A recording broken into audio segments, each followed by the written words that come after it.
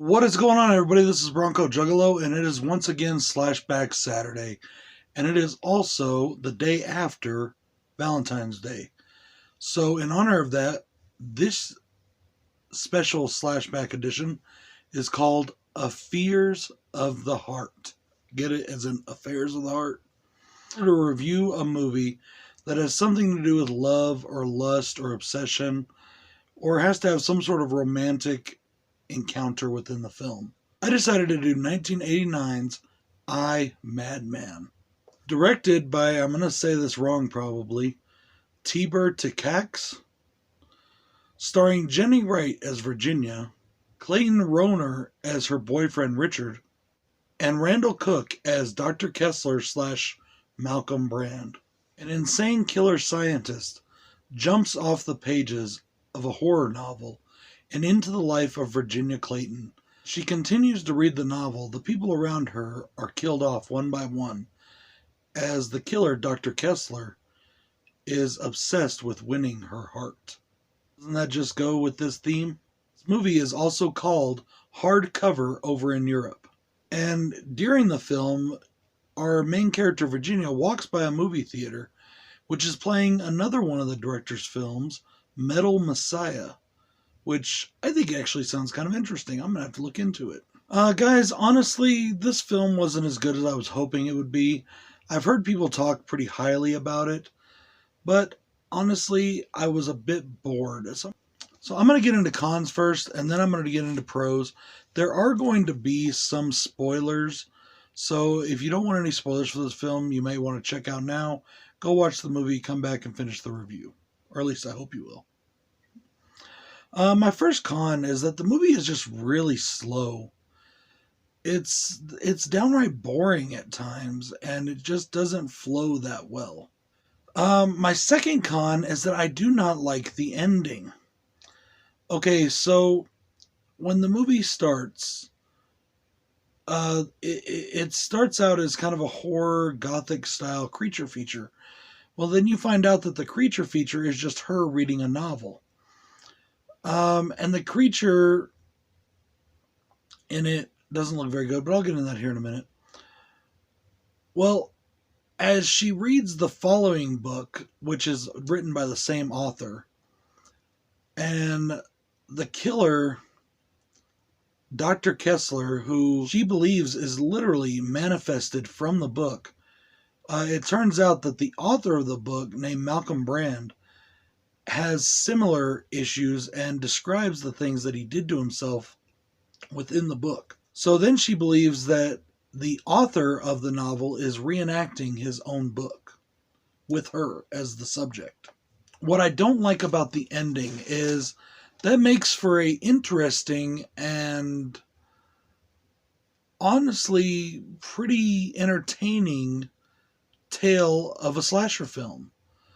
Well, at the end of the movie, they're fighting it out. Her and the killer are fighting it out, and then her boyfriend gets there to save the day. And he's a cop, by the way.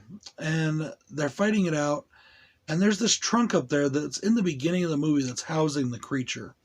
There's a trunk up in the top of the bookstore that this lady works at.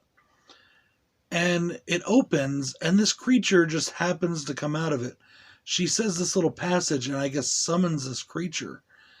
And it kind of bothered me because I thought, yes, they were trying to lead into that at first, but then you find out about the author, so you think, okay, this is just, him acting out some sick fantasy that he put down in the book.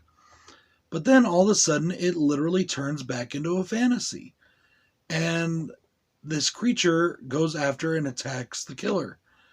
And that's how the movie ends, as the creature takes him out. My issue with that is it really did kind of deflate the movie for me. The movie is very slow, as I said. But the third act of the film, I was really enjoying it. And I really did like the story of the film. And then for that to happen, I was like, okay, well, that just seemed like a, kind of a cop-out almost. I wish they would have just made it to where it was this guy enacting his own fantasy throughout his book that he wrote down in his book in real life. But I guess it is what it is. I don't know. I wasn't too impressed with the film, to be honest, guys. The final con that I have is that the creature is done with terrible CGI. Late 80s CGI. It just does not look very good. And I just thought that the creature design was bad. I thought that like I said, the execution of the creature was bad. I just didn't like it at all. And I really felt like it was forced. Like they were trying to force this fantasy creature aspect into what was actually an interesting slasher film.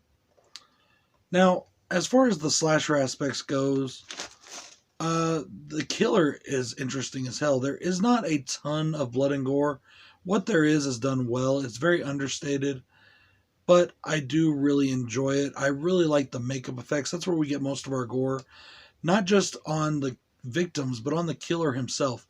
What he likes to do is he likes to cut off pieces of people that he admires, like a woman with full, beautiful lips. He cuts her lips off and he sews them onto his own face. Somebody has a good, strong nose. He cuts it off and sews it onto his face. That kind of thing, you know.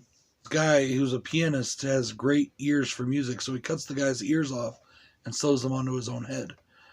I really do enjoy that aspect of it. And I think the Dr. Kessler Malcolm Brand character is creepy as hell. So that is a big pro for me. He looks creepy. He is acted particularly well by Randall Cook. I really did enjoy him a lot. I wish that they would have done more with him, honestly. Maybe it would have helped to, if they put him in the movie even more, it would have helped to speed things up a little bit. Even though I did not like the ending, it does blend the book with reality. There are times where you don't know if you're watching what's really going on or if you're watching what she's reading in the novel. So it does blend that together really well, pretty seamlessly, actually. I did find that the plot and the storyline was incredibly interesting. And overall, the movie has this great modern Gothic feel. And it just is really atmospheric and it feels really good. I just really got taken out of it by how slow the movie was. And then that ending just really kind of turned me off. So overall, guys, I can't say that I recommend Madman. If you're into slasher movies, and this was, I guess, a pretty big, like, not a huge budget Hollywood film, but it wasn't a small independent film either. It is an MGM release, and it did get a big release back in the 80s. It's not bad, and like I said, the killer looks really good. I know that Leonard Maltin really liked it, and that's pretty high praise, but I personally just thought it was lacking. And so that's it, guys, for my review of Madman for A Fears of the Heart Slashback Saturday. Go and check out everybody else doing Slashback Saturday. Check out Joe the Horror Man, and I hope everybody has a great Saturday. This is BroncoJuggalo saying peace.